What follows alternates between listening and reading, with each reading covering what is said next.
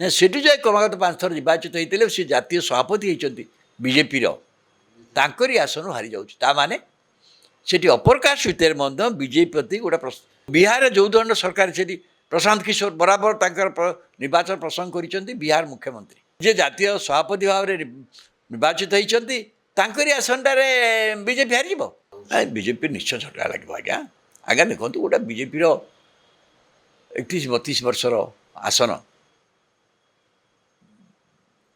ଆଉ ବିହାରଟା ଗୋଟେ ଜାତିଭିତ୍ତିକ ନିର୍ବାଚନ ହୁଏ ସେ ହିସାବରେ ବିଭିନ୍ନ ଜାତିକି ମେଣ୍ଟ କରିକି ଏନ୍ଡିଏ ଆଣିଛନ୍ତି ନୀତିଶ କୁମାର ପାଇଲେ ସବୁ ଜାତିକି ଆଣୁଛନ୍ତି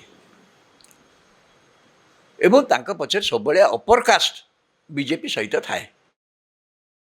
ନୀତିଶ କୁମାରକୁ ନିଅନ୍ତି ବ୍ୟାକୱାର୍ଡ କ୍ଲାସ ସମର୍ଥନ ପାଇଁ ଚିରାଗ ପାସୱାନ ହୋଇଛନ୍ତି ଦଳିତ ସମର୍ଥନ ପାଇଁ କିନ୍ତୁ ବିଜେପିର ନିଜ ସମର୍ଥନ ଭିତ୍ତିଭୂମି ହେଉଛି ଅପର କାଷ୍ଟ ଆଉ ବାଙ୍କିପୁରଟା ଗୋଟେ ଅପର କାଷ୍ଟ କନଷ୍ଟିଚୁଏନ୍ସି ସେଠି ଉଚ୍ଚ ଜାତିର ଲୋକ ସର୍ବାଧିକ ସେଇ ହିସାବରେ ବିଜେପି ବରାବର ସେଠି ଜିତେ। ଲାଲୁ ଯାଦବ ଥିଲେ ମଧ୍ୟ ସେ ଆସନ ଜିତୁଥିଲା ତାପରେ ମଧ୍ୟ ଜିତିଛନ୍ତି ବରାବର 31 ବାଲା ଜିତୁଥିଲେ। ଏଇ ନିର୍ବାଚନରେ ସେ ହାରୁଛନ୍ତି କେତେବେଳେ ହାରୁଛନ୍ତି ନା ସେଠୁ ଯାଇ କ୍ରମାଗତ 5 ଥର ନିର୍ବାଚିତ ହେଇଥିଲେ ସେ ଜାତୀୟ ସଭାପତି ହେଇଛନ୍ତି ବିଜେପିର ତାଙ୍କରି ଆସନରୁ ହାରିଯାଉଛି। ତା ମାନେ ସେଠି ଅପର କାଷ୍ଟ ଭିତରେ ମଧ୍ୟ ବିଜେପି ପ୍ରତି ଗୋଟେ କୁଠୁ ଉଇଥ୍ର କରୁଛନ୍ତି। ମୁଁ କହିଲି ଜେନ୍ ଜିଟା କ'ଣ କି ଗୋଟେ ଜେନ୍ ଜିର ପ୍ରଭାବ ସେଠି ମଧ୍ୟ ପଡ଼ିଛି ଅପର କାଷ୍ଟ ୟଙ୍ଗର ଜେନେରେସନ୍ ଭିତରେ ସେଠି ମଧ୍ୟ ସେ ପ୍ରଭାବ ପଡ଼ିଛି। ବିହାର ତ ଜେନ୍ ଜି ଆନ୍ଦୋଳନ ବହୁତ ଜୋରରେ ହେଇଥିଲା ଏଇଥରକୁ ଆପଣ ଦେଖିଛନ୍ତି।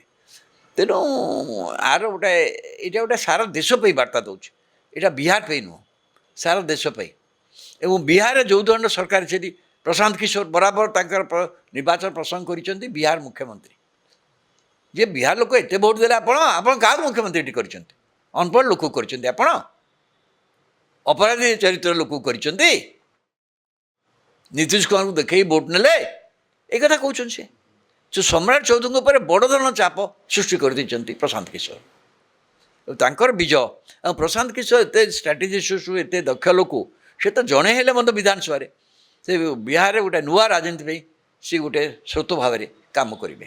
ଆଗାମୀ ଦିନରେ ତାଙ୍କର ଏଇ ଯେଉଁ ବିଜୟଟା ପ୍ରଭାବ ପକାଇବ ନିଶ୍ଚିତ ଭାବରେ ଏଇଟା ତ ଲୋକଙ୍କ ଭାବନା ଲୋକ ତାଙ୍କର ବିପୁଳ ସଂଖ୍ୟାଗରିଷ୍ଠତା ଅଛି ବିଧାନସଭାରେ 202 ସେଇଟା ବଡ଼ କଥା ନୁହେଁ ଆପଣ ସଂଖ୍ୟାଗରିଷ୍ଠତା ଥାଇପାରୁ ଯେତେ ଥାଇପାରେ